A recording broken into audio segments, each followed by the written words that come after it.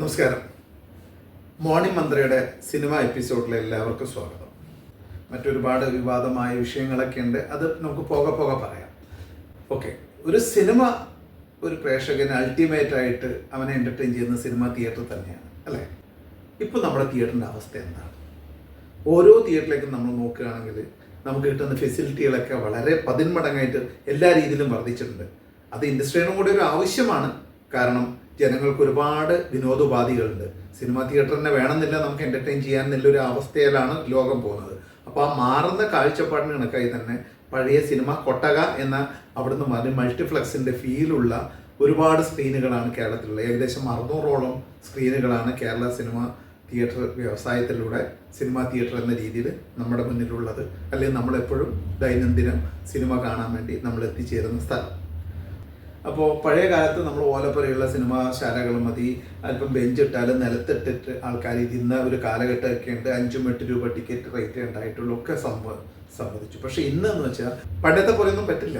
ഇപ്പം നമുക്ക് നല്ല ശീതീകരിച്ച ഒരു അറ്റ്മോസ്ഫിയർ വേണം, നല്ല ക്ലീൻ ആൻഡ് നീറ്റ് ആയിരിക്കണം, നല്ല കുഷനുള്ള സീറ്റുകളെങ്കിലും വേണം, റിക്ലീനർ വരെ ആവാം. അങ്ങനെ ഒരുപാട് ഫെസിലിറ്റിയാണ്. അതേപോലെ തന്നെയാണ് പണ്ടത്തെ പോലെ അല്ല ഇപ്പോൾ ഒരു സിനിമാ തിയേറ്റർ നമുക്ക് റെഡിയാക്കി എടുക്കാൻ വേണ്ടിയിട്ടുള്ള എക്സ്പെൻഡിച്ചർ.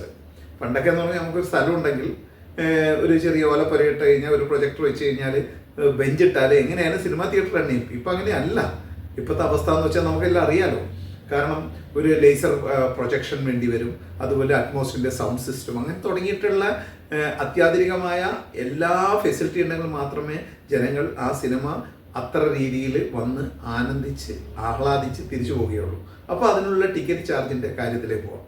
ഇപ്പം നമ്മുടെ ഒരു സിനിമാ തിയേറ്ററിൽ ഒരു ജനങ്ങൾ വന്ന് 2 രീതിയിലാണ് ടാരിഫ്. 100 രൂപ വരെയുള്ള ഒരു ടിക്കറ്റും 100 രൂപയ്ക്ക് ശേഷമുള്ള ഒരു ടിക്കറ്റും, അങ്ങനെയാണ് ടിക്കറ്റ് പ്രൈസ് സെറ്റ് ചെയ്തിരിക്കുന്നത്. ഇതിൽ തന്നെ കാലോചിതമായ മാറ്റം വന്നിട്ടില്ല എന്നൊരു വിഷയം കൂടിയുണ്ട്. പക്ഷെ ടാക്സിൻ്റെ കാര്യത്തിൽ അങ്ങനെയല്ല കേട്ടോ.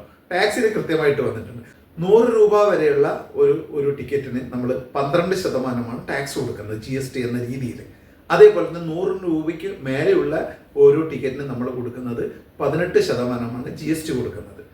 അവിടെ കൊണ്ട് തീരുന്നുണ്ടോ? ഇല്ല. 100 രൂപയ്ക്ക് 12% ടിക്കറ്റ് പ്രൈസ് കൂടാതെ തന്നെ അഡീഷണൽ ആയിട്ട് 5% എൻ്റർടൈൻമെൻറ്റ് ടാക്സ് വരികയാണ്. അപ്പോൾ എന്തായി? 12, 5, 17% അവിടെ 100 രൂപയുടെ ടിക്കറ്റിന് മേലെ ഗവൺമെൻറ് കയ്യിൽ എൻ്റർടൈൻമെൻറ്റ് ടാക്സും GST മാത്രം കിട്ടുന്നു.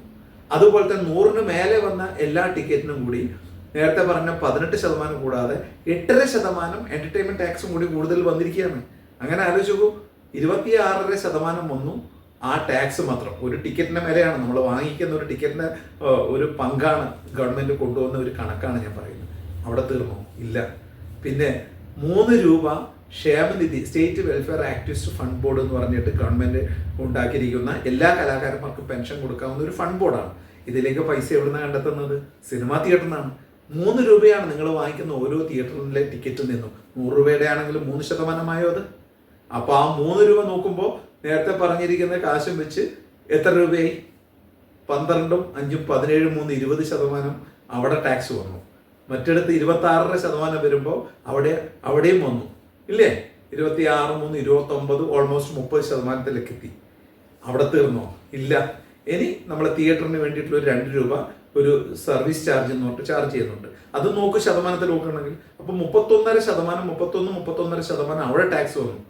ഇനി തീർന്നോ? ഇല്ല. കേരളത്തിൽ ഏകദേശം 600ഓളം സ്ക്രീനുകളുണ്ട്.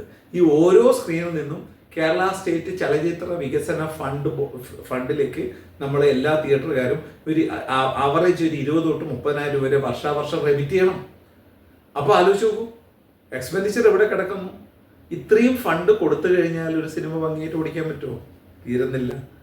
തിയേറ്ററുകളെല്ലാം വൃത്തിയായി ഭംഗിയായി കഴിച്ചപ്പോഴേക്കും ഗവൺമെൻറ്റിന് ഇലക്ട്രിസിറ്റി എന്ന് പറഞ്ഞ ചാർജ് താങ്ങാൻ പറ്റാത്ത രീതിയിലാണ്. മൾട്ടിപ്ലക്സ് എന്ന് പറഞ്ഞൊരു സ്പെഷ്യൽ താരിഫാണ് എല്ലാ തിയേറ്ററിനും ഇപ്പോൾ.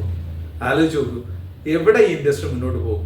നമ്മൾ പ്രൊഡ്യൂസർ അസോസിയേഷൻ ഇപ്പോൾ ഏറ്റവും ലേറ്റസ്റ്റ് കണക്ക് പ്രകാരം തന്നെ, ഫെബ്രുവരിയിലെ കണക്ക് പ്രകാരം 1.5 കോടി രൂപ ചിലവാക്കിയ ഒരു സിനിമയുടെ വരുമാനം 10,000 അങ്ങനെയൊക്കെ എത്രയേ ഉള്ളൂ. ആലോചിച്ച് നോക്കി.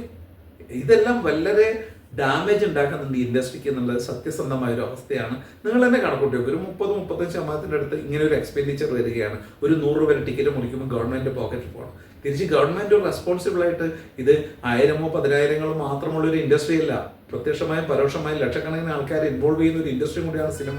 അപ്പൊ അതിനെ പ്രൊട്ടക്ട് ചെയ്യേണ്ടത് നമ്മൾ കാലാകാലമായി നമ്മുടെ പഞ്ചായത്ത്, ലോക്കൽ അഡ്മിനിസ്ട്രേഷൻ ഡിപ്പാർട്ട്മെന്റുകളെല്ലാം അവരുടെ ഈ തിയേറ്ററിലുള്ള റവന്യൂ കൊണ്ട് ഓടിച്ചു എന്ന് പറയുന്നത് നമ്മൾ കേട്ടിട്ടുണ്ട് ഇല്ലേ? അത് സത്യസന്ധമായ ഒരു കാര്യമാണ്. അപ്പൊ അങ്ങനെ ഗവൺമെന്റിനെയും നാടിനെയും സേവിച്ച ഈ ഇൻഡസ്ട്രി നിലനിൽക്കണമെങ്കിൽ ഡെഫിനറ്റ്ലി ജനങ്ങൾ തരുന്ന കാശിന്റെ പങ്ക് വലിയൊരു റോള് തന്നെയാണ് ഈ ഇൻഡസ്ട്രി പിടിച്ചു നിൽക്കാൻ ഉണ്ടാവുന്നത്. അത് പോരാതെ നമ്മൾക്ക് ഈ ടാക്സിലെല്ലാം ഒരു കാലോചിതമായി ആവശ്യമില്ലാത്ത ഈ ടാക്സുകളൊക്കെ എടുത്തു കളഞ്ഞുകൊണ്ട് ഒരു GST മാത്രം ഒതുക്കാൻ ശ്രമിക്കുകയും ഇത് കൂടാതെ ചെയ്യാൻ പറ്റുന്ന ഒരു വലിയ കാര്യം എന്ന് പറഞ്ഞു കഴിഞ്ഞാൽ, നമ്മളിപ്പോൾ ഫ്ലൈറ്റിലൊക്കെ യാത്ര ചെയ്യുമ്പോൾ നമുക്ക് ടിക്കറ്റിന്റെ പ്രൈസുകളൊക്കെ വേരി ചെയ്യുന്നുണ്ട് ഇല്ലേ? അതുപോലെ പ്രൈസ് വേരി ചെയ്യാനുള്ള ഒരു ഫെസിലിറ്റി കൊടുക്കണം. നേരത്തെ പറഞ്ഞു വെള്ളിയാഴ്ച ഒരു സിനിമ വന്നു, ഒരു ആവറേജ് സിനിമയാണെങ്കിൽ പണ്ടത്തെ കാലത്തൊക്കെ എന്നാലും അതിങ്ങനെ തട്ടിമുട്ടിയൊക്കെ 2 ആഴ്ച 3 ആഴ്ചയൊക്കെ ഓടാറുണ്ട്. ഇപ്പം ഇല്ല, ആ ഷോ കഴിഞ്ഞാൽ ആ തിയേറ്ററിൽ നിന്ന് അത് ഔട്ടാണ്. കാരണം എന്താ? ചിലപ്പോൾ 5-6 തിയേറ്ററിൽ ഉണ്ടാവത്തുള്ളൂ. ഒരു തിയേറ്റർ റൺ ചെയ്യണമെങ്കിൽ ഒരു 20-30% ഓക്യുപ്പൻസി ഇല്ലെങ്കിൽ തിയേറ്റർ ഓടിക്കാൻ പറ്റില്ല. അത്ര എക്സ്പെൻഡിച്ചറാണ് ഒരു ആവറേജ് എക്സ്പെൻഡിച്ചർ കാൽക്കുലേറ്റ് ചെയ്യുമ്പോൾ. അപ്പോൾ ഗവൺമെന്റ് എന്ത് ചെയ്യാൻ പറ്റും? ഈ ടിക്കറ്റ് പ്രൈസ് തിയേറ്ററുകാർക്കോ പ്രൊഡ്യൂസർക്കും ഗവൺമെന്റ് അറിയിച്ചുകൊണ്ട് കുറക്കാനുള്ള ഒരു പ്രൊവിഷൻ കൊടുക്കണം. കാലത്തിന് കണക്കായിട്ട് ഇപ്പോൾ വെള്ളിയാഴ്ച ആളില്ലാത്ത പടങ്ങൾക്കൊക്കെ തന്നെ വെള്ളിയാഴ്ചയുടെ നെക്സ്റ്റ് ഷോ തൊട്ടോ അല്ലെങ്കിൽ തിങ്കളാഴ്ച മുതലെങ്കിലും അതിന്റെ പ്രൈസ് കുറക്കാൻ പറ്റിയാൽ കുറേ ആൾക്കാർ തിയേറ്ററിൽ വരും. കാരണം തിയേറ്ററിൽ വരുന്ന സിനിമ ഗോഗറ്റേഴ്സിന്റെ എക്സ്പെൻഡിച്ചറും വളരെയധികം കൂടിയിട്ടുണ്ട്.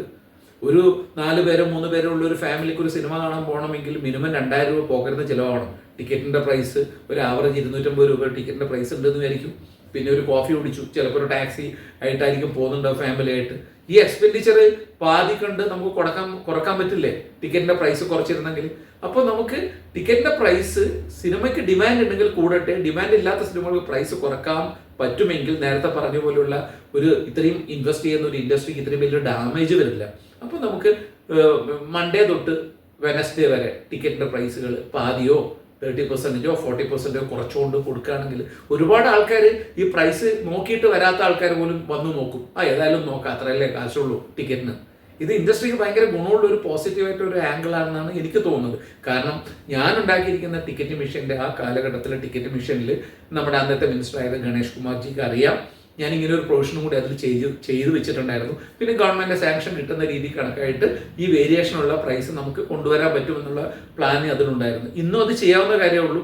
സോ ഈ ടാക്സിന്റെ കാര്യത്തിലും വേരിയേഷൻസ് വരുത്തുക, ടിക്കറ്റിന്റെ പ്രൈസിന്റെ കാര്യത്തിലും വേരിയേഷൻ വരുത്തുക, അതുപോലെ തന്നെ ഇലക്ട്രിസിറ്റിയുടെ ഭാരിച്ച ചാർജ് അറ്റ്ലീസ്റ്റ് ഒരു 5 വർഷത്തേക്കെങ്കിലും ഗവൺമെന്റ് ഇതൊന്ന് മാറ്റി വെച്ചാൽ, അല്ലെങ്കിൽ സാധാരണ ഒരു ടാരിഫിൽ കൊടുത്തു കഴിഞ്ഞാൽ ഇൻഡസ്ട്രീനെ പ്രൊട്ടക്ട് ചെയ്യാൻ പറ്റും. അപ്പോൾ നമ്മുടെ തിയേറ്റർ ഉണ്ടെങ്കിൽ മാത്രമേ നമുക്ക് നല്ല സിനിമകൾ, നല്ല തിയേറ്റർ ഉണ്ടെങ്കിൽ മാത്രമേ കാണാൻ പറ്റത്തുള്ളൂ. സോ തിയേറ്റർ സംരക്ഷിക്കേണ്ടത് സിനിമ ഇൻഡസ്ട്രിയുടെ ഒരു ഭാഗം തന്നെയാണ്. അത് നമ്മളെല്ലാവരും അതിന് സപ്പോർട്ട് ചെയ്യുക. സിനിമ തിയേറ്ററിന്റെ കാര്യങ്ങൾ ഇപ്പം നമ്മൾ ഏകദേശം സംസാരിച്ചു. സിനിമ തിയേറ്റർ ഉണ്ടെങ്കിൽ മാത്രമേ നമ്മുടെ സിനിമ പ്രേക്ഷകർക്ക് കാണാനുള്ള, അതായത് തിയേറ്റർ എക്സ്പീരിയൻസിലൂടെ സിനിമ കാണാനുള്ള ഒരു പ്രൊവിഷനുള്ളൂ. അപ്പോൾ തിയേറ്റർ നിലനിൽക്കേണ്ടത് നമ്മുടെ അത്യാവശ്യമാണ്. ഇൻഡസ്ട്രിയെ സ്നേഹിക്കുന്ന എല്ലാവരുടെയും അത്യാവശ്യമാണ്. അപ്പോൾ തിയേറ്ററിന് വേണ്ടിയിട്ട് നല്ല തീരുമാനങ്ങൾ ഗവൺമെൻറ് ഭാഗത്തുനിന്ന് നല്ല ഒരു ദീർഘവീക്ഷണത്തിലൂടെ അറ്റ്ലീസ്റ്റ് ഒരു 5 വർഷത്തേക്കുള്ള ഒരു പ്ലാൻ ഉണ്ടാക്കിയിട്ട് സപ്പോർട്ട് ചെയ്തിരുന്നെങ്കിൽ ഇൻഡസ്ട്രി നന്നായിട്ട് നിലനിൽക്കും. അതിനുവേണ്ടി എല്ലാ സാഹചര്യം ഉണ്ടാവട്ടെ എന്ന് ഞാൻ പ്രാർത്ഥിക്കുന്നു.